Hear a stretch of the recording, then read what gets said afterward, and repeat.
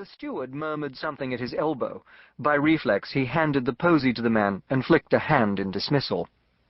"No, I shan't dine yet. Colonel Quarry will be joining me." "Very good, my lord." Trevelyan had rejoined his companions at a table across the room, his narrow face flushed with laughter at some jest by Pitt. Grey couldn't stand there glowering at the man. He hesitated, unsure whether to go across to the smoking room to wait for Quarry, or perhaps down the hall to the library. In the event, though, he was prevented by the sudden entry of Malcolm Stubbs, lieutenant of his own regiment, who hailed him with pleased surprise. "Major Grey, what brings you here, eh? Thought you was quite the fixture at White's. Got tired of the politicals, have you?" Stubbs was aptly named, no taller than Grey himself, but roughly twice as wide, with a broad cherubic face, wide blue eyes, and a breezy manner that endeared him to his troops, if not always to his senior officers. "Hello, Stubbs." Grey smiled, despite his inner disquiet. Stubbs was a casual friend, though their paths seldom crossed outside of regimental business. "No, you confuse me with my brother Hal. I leave the whiggery-pokery up to him." Stubbs went pink in the face and made small snorting noises. "Whiggery-pokery? Oh, that's ripe, Grey, very ripe. Must remember to tell it to the old one." The old one was Stubbs's father, a minor baronet with distinct Whiggish leanings, and likely a familiar of both White's Club and Lord John's brother. "So, you a member here, Grey, or a guest like me?" Stubbs, recovering from his attack of mirth, waved a hand round the spacious confines of the white-napped dining-room, casting an admiring glance at the impressive array of decanters being arranged by the steward at a sideboard. "Member." Trevelyan was nodding cordially to the Duke of Gloucester, who returned the salutation. Christ, Trevelyan really did know everyone. With a small effort, Grey returned his attention to Stubbs. "My godfather enrolled me for the beefsteak at my birth. Starting at the age of 7, which is when he assumed reason began, he brought me here every Wednesday for luncheon. Got out of the habit while abroad, of course, but I find myself coming back whenever I'm in town." The wine steward was leaning down to offer Trevelyan a decanter of port. Grey recognized the embossed gold tag at its neck. San Isidro, 100 guineas, the cask. Rich, well-connected, and infected. Damn. What was he going to do about this? "Your host not here yet?" He touched Stubbs's elbow, turning him toward the door. "Come then, let's have a quick one in the library." They strolled down the pleasantly shabby carpet that lined the hall, chatting inconsequently. "Why the fancy dress?" Grey asked, casually flicking at the braid on Stubbs's shoulder. The beefsteak wasn't a soldier's haunt. Though a few officers of the regiment were members, they seldom wore full dress uniform here, save when on their way to some official business. Grey himself was only uniformed because he was meeting Quarry, who never wore anything else in public. "Got to do a widow's walk later," Stubbs replied, looking resigned. "No time to go back for a change." "Oh, who's dead?" A widow's walk was an official visit paid to the family of a recently deceased member of the regiment to offer condolences and make inquiry as to the widow's welfare. In the case of an enlisted man, such a visit might include the handing over of a small amount of cash contributed by the man's intimates and immediate superiors, with luck, enough to bury him decently. "Timothy O'Connell." "Really?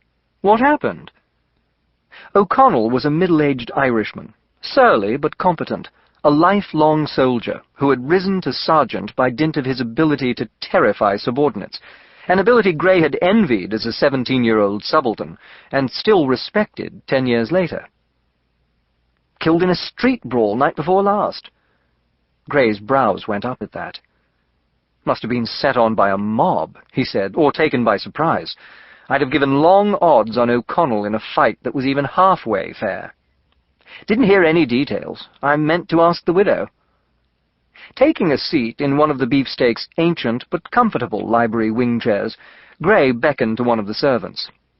"Brandy. You too, Stubbs? Yes, 2 brandies, if you please. And tell someone to fetch me when Colonel Quarry comes in, will you?" "Thanks, old fellow. Come round to my club and have one on me next time." Stubbs unbuckled his dress sword and handed it to the hovering servant before making himself comfortable in turn. "Met your cousin the other day, by the by," he remarked, wriggling his substantial buttocks deeply into the chair. "Out riding in the Row. Handsome girl. Nice seat," he added judiciously. "Indeed? Which cousin would that be?" Grey asked, with a small, sinking feeling. He had several female cousins, but only two whom Stubbs might conceivably admire, and the way this day was going— "The Pearsall girl," Stubbs said cheerfully, confirming Grey's presentiment. "Olivia? That the name?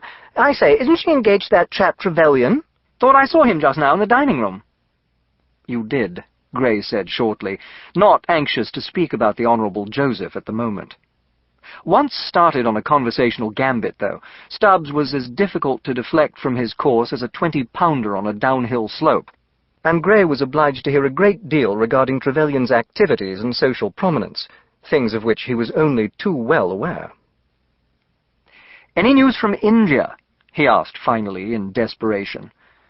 This gambit worked. Most of London was aware that Robert Clive was snapping at the Nawab of Bengal's heels, but Stubbs had a brother in the 46th Foot, presently besieging Calcutta with Clive, and was thus in a position to share any number of grisly details that had not yet made the pages of the newspaper.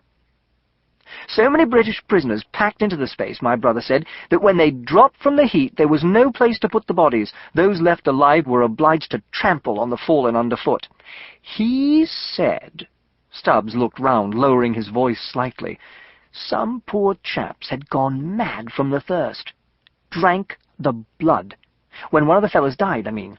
They'd slit the throat, the wrist, drain the body, then let it fall. Bryce said they could scarce put a name to half the dead when they pulled them out of that place, and—" "Think we're bound there too?" Grey interrupted, draining his glass and beckoning for another pair of drinks in the faint hope of preserving some vestige of his appetite for luncheon. "Dunno. Maybe. Though I heard a bit of gossip last week. Sounded rather as though it might be the Americas." Stubbs shook his head, frowning. "Can't say there's much to choose between a Hindu and a Mohawk. Howling brutes the lot. But there's the hell of a lot better chance of distinguishing oneself in India, you ask me." "If you survive the heat, the insects, the poisonous serpents, and the dysentery, yes," Grey said. He closed his eyes in momentary bliss, savouring the balmy touch of English June that drifted through the open window. Speculation was rampant and rumours rife as to the regiment's next posting. France, India, the American colonies, perhaps one of the German states, Prague on the Russian front, or even the West Indies. Great Britain was battling France for supremacy on 3 continents, and life was good for a soldier. They passed an amiable quarter-hour in such idle conjectures, during which Grey's mind was free to return to the difficulties posed by his inconvenient discovery. In the normal course of things, Trevelyan would be Hal's problem to deal with, but his elder brother was abroad at the moment, in France and unreachable, which left Grey as the man on the spot. The marriage between Trevelyan and Olivia Pearsall was set to take place in 6 weeks' time. Something would have to be done, and done quickly. Perhaps he had better consult Paul or Edgar, but neither of his half-brothers moved in society. Paul rusticated on his estate in Sussex, barely moving foot as far as the nearest market town. As for Edgar— no, Edgar would not be helpful. His notion of dealing discreetly with the matter would be to horsewhip Trevelyan on the steps of Westminster. The appearance of a steward at the door announcing the arrival of Colonel Quarry put a temporary end to his distractions. Rising, he touched Stubbs's shoulder. "Fetch me after dinner, will you?" he said. "I'll come along on your widow's walk, if you like. O'Connell was a good soldier." "Oh, will you? That's sporting, Grey, thanks." Stubbs looked grateful. Offering condolences to the bereaved was not his strong suit. Trevelyan had fortunately concluded his meal and departed. The stewards were sweeping crumbs off the vacant table as Grey entered the dining room. Just as well. It would have curdled his stomach if he were obliged to look at the man while eating. He greeted Harry Quarry cordially, and forced himself to make conversation over the soup course, though his mind was still preoccupied. Ought he to seek Harry's counsel in the matter?